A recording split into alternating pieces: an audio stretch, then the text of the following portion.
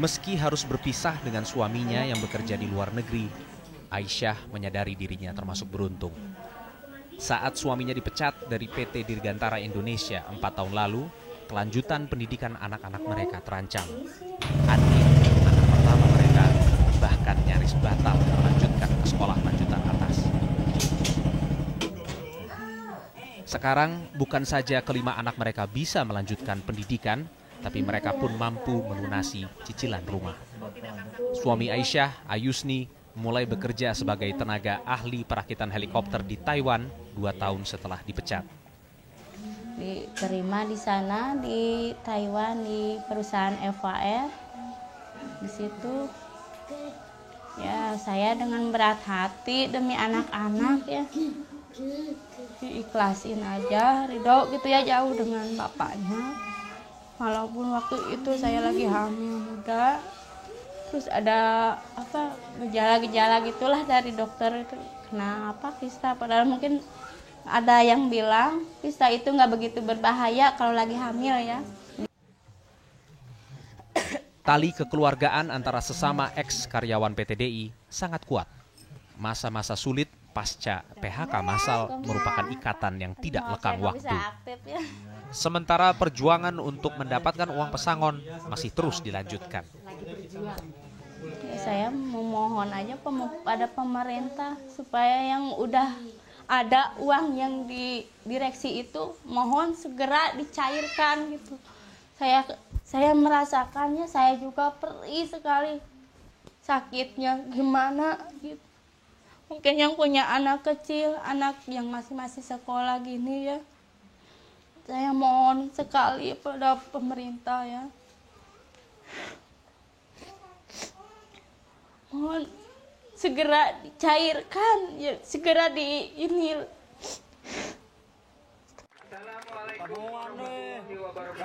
Perusahaan pembuat pesawat nasional PT DI mengalami kerugian besar tahun 2003. 10.000 lebih karyawan terpaksa dipecat. 3.000 diantaranya bekerja kembali sebagai karyawan kontrak. 6.000 sisanya dirumahkan, 1.000 diantaranya kini bekerja di luar negeri sesuai keahlian masing-masing. Sisanya berada di kampung halaman dan melakukan segala cara hanya untuk bertahan hidup.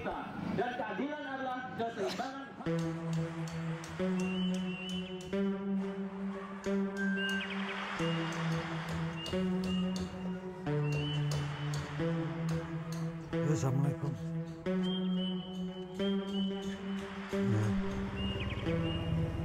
Edi Sutopo adalah sarjana teknik mesin lulusan UGM Yogyakarta. Sejumlah sertifikasi mesin pesawat dimilikinya. Salah satu sertifikasi berasal dari Badan Penerbangan Internasional ICAO. Kini ia menjadi petani jamur.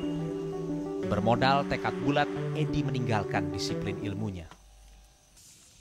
Saya terus terang bahwa jamur ini ibarat kita jual minyak. Jadi nggak usah ditawar-tawar. Kan itu sudah banyak pedagang yang mau beli, itu pertama.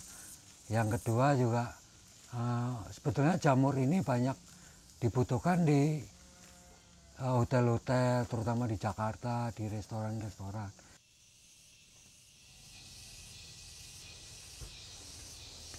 Nah ini tujuannya untuk menjaga supaya ruangan temperaturnya tetap, terus kelembabannya sesuai yang diinginkan, yaitu 90 sampai 95% kelembabannya. Berkat dasar ilmu tekniknya, Edi berhasil membuat kettle uap sederhana untuk proses pembibitan jamur. Kettle uap kreasinya dibuat dengan biaya murah dan bahkan mampu menurunkan tingkat kegagalan pembibitan di bawah 5%. Tidak kalah dibanding kemampuan mesin pembibitan jamur buatan Jerman. Modal awal usaha ini ia dapatkan dengan mengagunkan sertifikat rumah serta ijazah sarjananya kepada bank. Setelah 2 tahun menjalani usahanya, Edi bisa meraup untung sebesar 2 juta rupiah per bulan. Biasanya diambil 200.000. Ya, sebetulnya enggak, prinsip hidup kami itu yang penting untuk ngidupin anak istri. Toh kita berusaha, yang menentukan kan Allah Subhanahu wa Ta'ala. Jalan hidup yang dipilihnya adalah yang terbaik bagi Edi. Ia menolak tawaran kerja di Inggris karena ingin dekat dengan keluarga.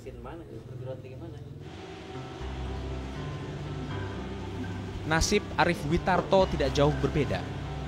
Gaji yang diterimanya setiap bulan kurang lebih sama dengan Edi Sutopo. Padahal dirinya masih bekerja di LIPI.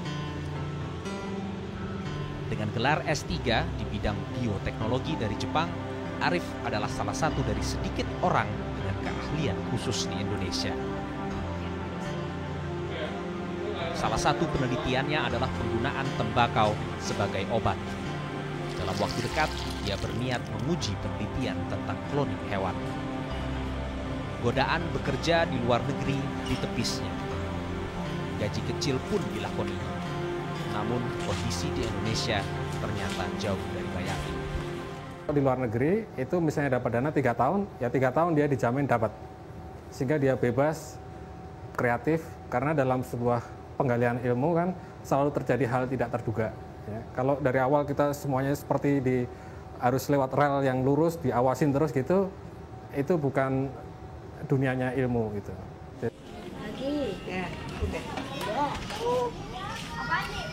Beruntung istrinya mendukung keputusannya untuk tetap di Indonesia. Padahal pendapatannya di Jepang mencapai 300.000 yen atau sekitar 24 juta rupiah per bulan. Saat ini yang membuatnya tetap bertahan adalah idealisme.